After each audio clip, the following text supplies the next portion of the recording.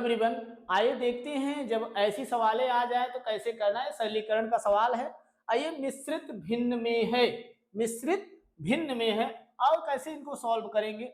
अगर देखो मिश्रित भिन्न अगर है तो सबसे पहले हम लोग उसको एक भिन्न के रूप में बदलेंगे, उसके बाद सवाल को सॉल्व करेंगे। और पहले भिन्न के रूप में बदलते हैं इसको।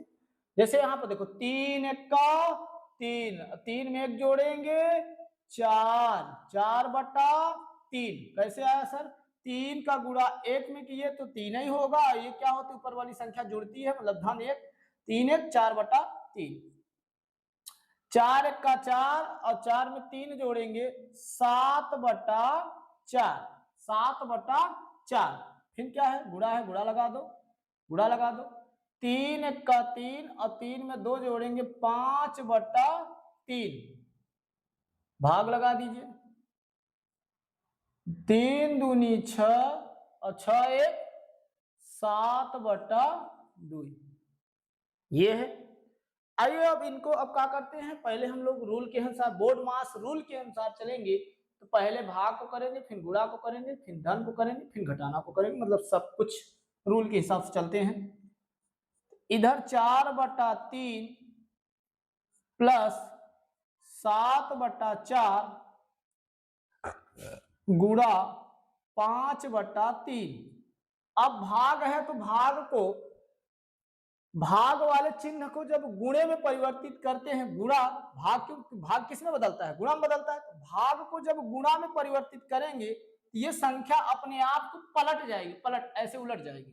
तो ऊपर 2 चला जाएगा और नीचे 7 आ जाएगा। कहेंगे सर जी नहीं समझ में आया, बिल्कुल समझ में आएगा। जैसे हमने कहा भाग को जब गुणे में बदला जाता है, गुणे में बदला जाता है तो ये संख्या पलट जाती है, पलट जाती है। तो ये पलट गई तो देखो ऊपर 2 आ गया, नीचे 7 आ गया। अब हमारी सवाल क्या हो गई, सरल हो गई और सरल हो गई। आइए पहले अब क्या करेंगे, भाग की भी कहानी हमने क्या कर दी, खत्म कर दिए। अब गुणा की कहानी पे आ जाते हैं। गुणा कहाँ, यहाँ पर दिखाई दे रहा है, इतना, इतना पूरे गुणा में है, ये धन में है, 4/3 धन। अब देखो यहां से अगर कोई संख्या छोटी हो रही हो तो उनको छोटी कर लिया जाए, गुणे में अगर कोई हो। यहां से देखो एक संख्या छोटी लग रही, ये 7 से ये 7 कट गया, मतलब यहां कुछ बचा नहीं। फिर यहां से देखो 2 1 का 2 और 2 दूनी 4, मतलब इतनी संख्याएं छोटी हो गई। तो बचा क्या इसमें, 5 गुणित 1 मतलब 5 बटा है, केवल 5 ही बचा है ऊपर ना, देखो 5 गुणित 1 5 ही होगा। अब नीचे का बचा है, 2 ही बचा है, 3 बचा है, ये 7 भी खत्म है, 4 भी खत्म, मतलब यहाँ 2 और 3 गुणे में है, तो 2 तिहाई 6।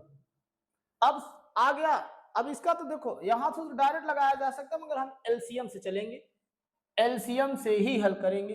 3 और 6 का एलसीएम क्या होता है, 3 और 6 का एलसीएम 2 से काट दीजिए, 3 3 2 तिहाई 6, 3 से काट दीजिए, 3 1 का 3, 3 1 का 3, मतलब हमारा जो एलसीएम आया 2 गुणित 3 बराबर 6। एलसीएम हमारा क्या है, 6। एलसीएम जो आया उसको नीचे लिखते हैं। अब इससे भाग इसमें देंगे, कितनी बार जा रहा है, 3 दूनी 6, और ऊपर वाली संख्या में क्या कर देंगे, गुणा कर देंगे, उसी से जो जितनी बार आएगा उसी के ऊपर गुणा करते जाएंगे।